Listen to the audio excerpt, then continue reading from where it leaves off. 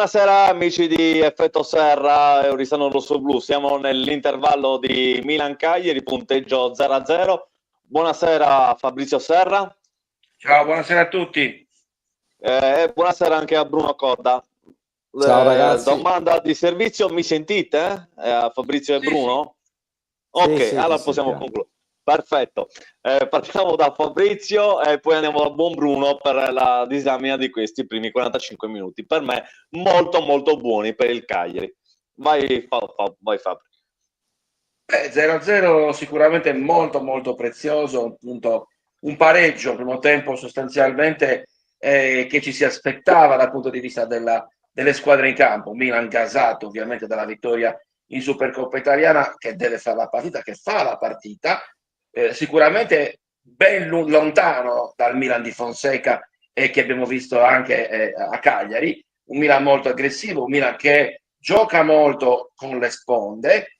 Il Cagliari ovviamente fa il Cagliari, cioè cerca di stare compatto dietro e provare a ripartire.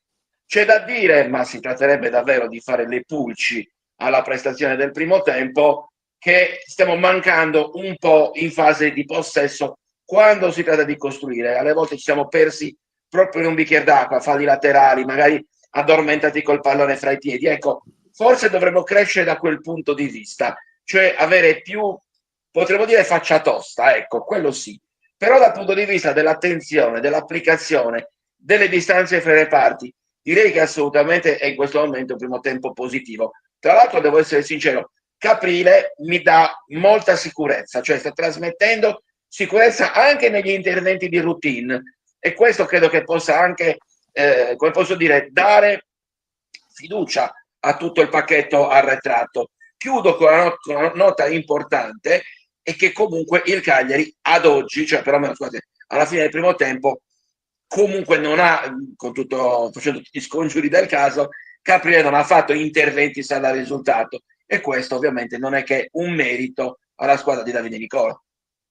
Abbiamo dimenticato, Fabri, però di dire che ci sono state 2 o 3 occasioni buone per il Cagliari verso gli ultimi minuti della fine del primo tempo, con Felici che poteva andare in vantaggio, perché il paratone di Maignan sulla conclusione all'incrocio di Felici grida ancora vendetta. Esatto. Bruno, a te. Beh, direi forse la giocata più bella dell'incontro è stata proprio quella progressione di Felici, che ha dato 2 metri al suo diretto a Hernandez, quindi non all'ultimo Teo Hernandez, sì, adesso stavo... Sì.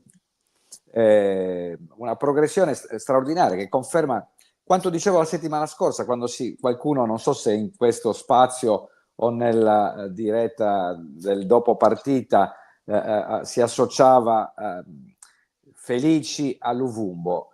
Io ripeto ancora oggi, lì si parlava appunto di progressione. Le progressioni di Felici sono straordinarie, non hanno Bruno, me lo ricordo benissimo. Nulla nel post, ecco, nulla da invidiare alle progressioni di Luvumbo, con la differenza che questo è più concreto, ragazzi. Questo è concreto, questo è uno che arriva in area di rigore e guarda e tira, e ha fatto una conclusione bellissima. Solo un grande portiere come il portiere milanista, ecco, poteva veramente superarsi e con la punta, con un dito della mano è riuscito ad allontanare di un soffio, quindi, e anche altri 2 contropiede sulla destra, con uno con Piccoli e l'altro con Viola. Cioè il Milan probabilmente ha il 75% di possesso palla. Adesso io non ho i numeri, la partita chiaramente la doveva fare il Milan, e il Cagliari ha fatto, come hai detto Fabrizio, ha fatto il Cagliari. Il Cagliari è protetto, tant'è che in certi momenti eravamo veramente 10 e mezzo in difesa, e per il Milan non c'erano spazi, non c'era la possibilità di penetrazione, quindi una concentrazione assoluta, tutti promossi, devo dire, quindi non c'è un più bravo o uno meno bravo, sono stati fortissimi i 2 difensori. Io temevo moltissimo l'assenza di Minà, devo dire la verità, però io. probabilmente, paradossalmente, oggi proprio su questi giocatori molto veloci e molto tecnici probabilmente Palomino era la persona giusta, perché per certi giocatori ci vuole lo scatto breve, e direi che hanno funzionato perfettamente Palomino Se non ricordo male, Mina era assente anche all'andata, voglio dire, quindi Sì. pare che abbia un conto aperto col Milan. È vero, è vero, è vero. Però sappiamo poi com'è finita all'andata, ragazzi. Sì, sì, Quindi 3-3, ma avremmo meritato di vincerla quella partita addirittura. Ecco. Oggi è più tosta, come ricordavo. Io, ecco, mi auguro che il tecnico cagliaritano non faccia rivoluzioni, perché questa è la tattica che devi soffrire. Devi sapere che a San Siro contro questo Milan, devi soffrire, devi difenderti e ripartire in contropiede. Quindi metterli in allarme, perché quando li abbiamo messi in allarme 2 volte hanno evitato di buttarsi in 12, ecco, nella nostra metà campo.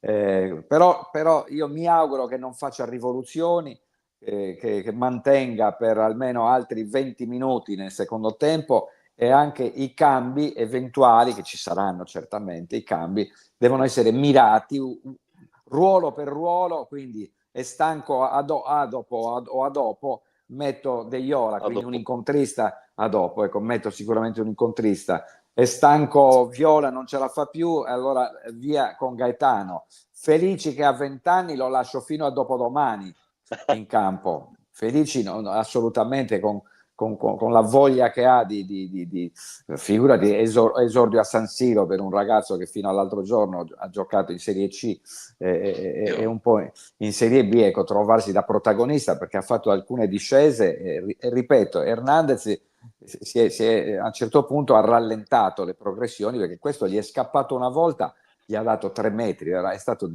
veramente fantastico. Sono molto, molto contento, ecco, di questo primo tempo. Sono arrivate adesso, Bruno, le statistiche: 66% possesso palla Milan, 34 Cagliari.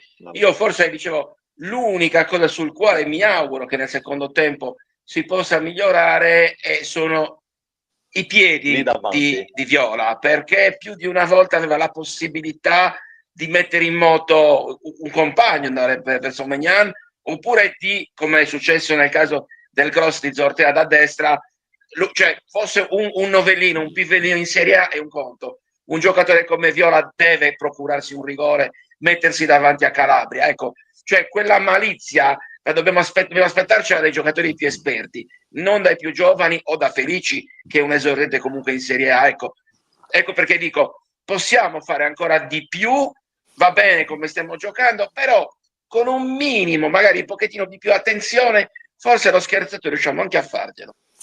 Io magari voglio Bruno, dirti, poi andiamo. voglio dirti che certo nell'immaginario ci sta, però sai perché hai fatto questo discorso?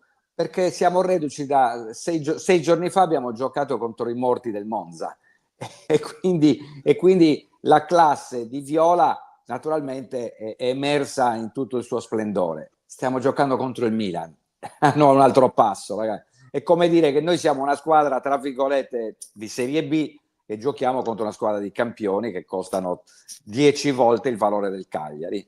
Quindi c'è veramente è qui che vedi tu la differenza tra i grandi campioni che guadagnano 8-10 milioni netti all'anno e i giocatori che chiaramente lottano per la salvezza, come il Cagliari, come l'Empoli, il Lecce, l'Udinese e compagnia. Queste sono le realtà, inutili, altrimenti, cioè, è un'impresa, cioè raggiungere il pareggio 0-0 dopo i primi 45 minuti con questi giocatori. Ripeto, il Cagliari ha fatto di più di quello che ci aspettavamo, ha fatto già di più di quello che ci si aspettava, si è costruito dei varchi e dei palloni, ma pretendere che Viola a 36 anni contro questa banda di campioni possa arrivare per primo la vedo un po' più difficile, ecco, non è ecco, Felici sarebbe arrivato prima su quel pallone. Felici sarebbe arrivato prima di Calabria, ecco, Felici sì.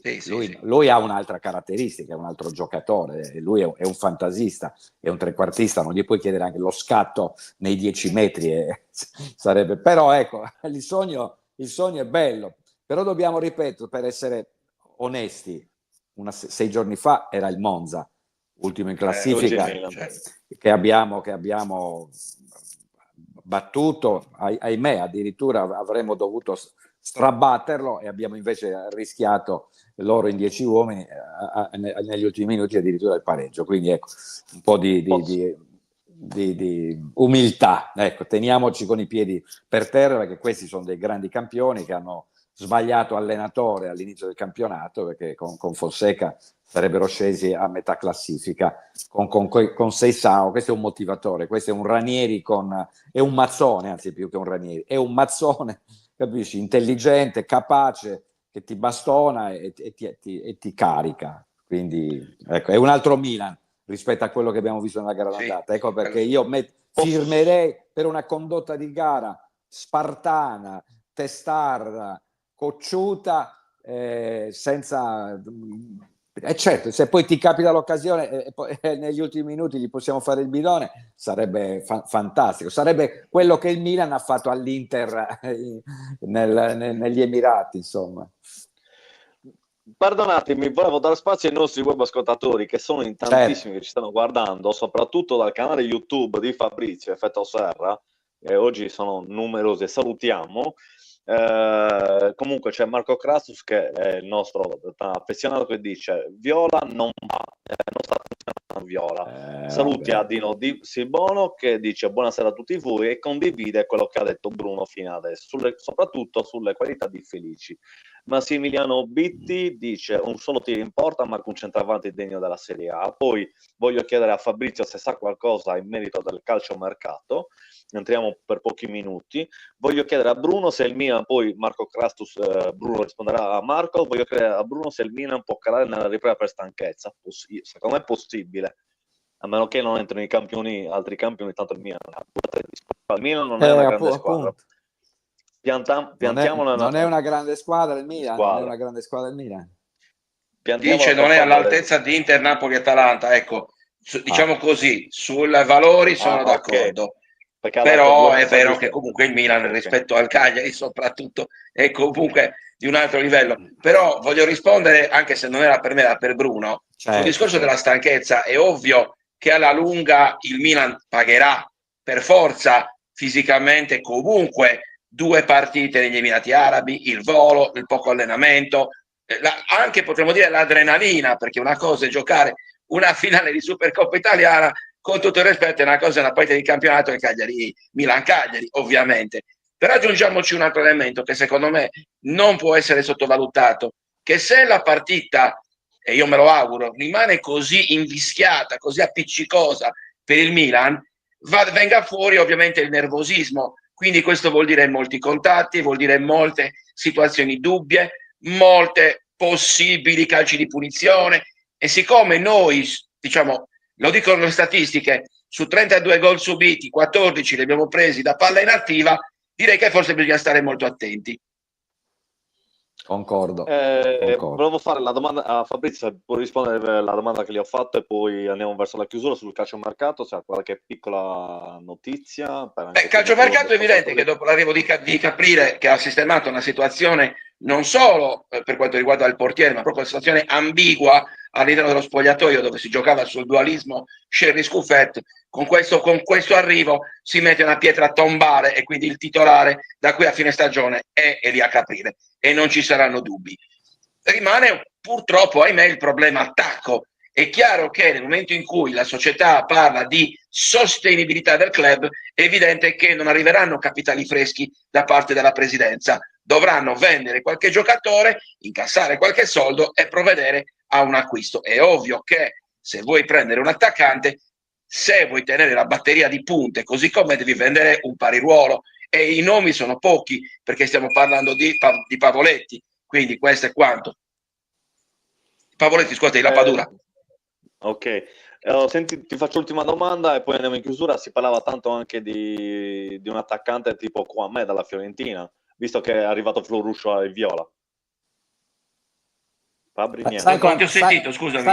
Sai quanto guadagna Kouamé della Fiorentina? Cioè stai facendo fuori la Padula perché supera il 1 milione di euro, e ne vuoi prendere uno che ne guadagna 2,5 milioni, capisci? Cioè, lasciamo perdere le fantasie, le chiacchiere. No, scusa Fabrizio, se hai notizie certe. No, sta parlando con qualcuno, però non ci sente, evidentemente. Ok, vabbè, no, vabbè, allora nel frattempo quindi hai risposto ecco, già tu, Bruno. Okay, no, vabbè. perché il direttore sportivo, Fabrizio ha accennato all'intervista del direttore sportivo che ha detto per acquistare chiaramente dobbiamo vendere, ma hai già rimandato Rog alla Dinamo Zagabria Sì. in prestito, perché così gli pagano l'ingaggio, perché non puoi pagare manco l'ingaggio di Rog. Stai cercando disperatamente di mandare fuori la Padula per risparmiare un ingaggio alto, ma poi solo cercare qualche prestito, qualche giovane di qualche società, qualche giovane che gioca poco e che però fai un'altra scommessa, metti 2 ragazzini in campo, perché ti può anche andare bene, per carità. Ricordo che proprio Stefano Lai dopo Monza Cagliari accennava a questo italo-tedesco anzi caglieritano tedesco. Caglieritano italo-tedesco, non ricordo il nome. Tu ricordi il nome? Non me lo ricordo, però ha detto caglieritano di nascita che poi trasferito in... Si chiama Nicolò Tresoldi. Eccolo qua, infatti, Tresoldi, bravo Fabri. Sì. Quindi dice che è molto forte, se riusciamo a portarlo in prestito a doppia motivazione, quindi un cagliaritano che ritorna in patria come altri che sardi, insomma, che sono venuti a giocare e a valorizzarsi in Sardegna. Io vedo le squadre che stanno per rientrare in campo, sono sicuro che forse c'è lo show per la Coppa, non so perché stanno tardando. Bruno, vogliamo ricordare l'appuntamento per tra neanche 40 minuti con Rosso Blu 100, 22:30. Sì, vai tu.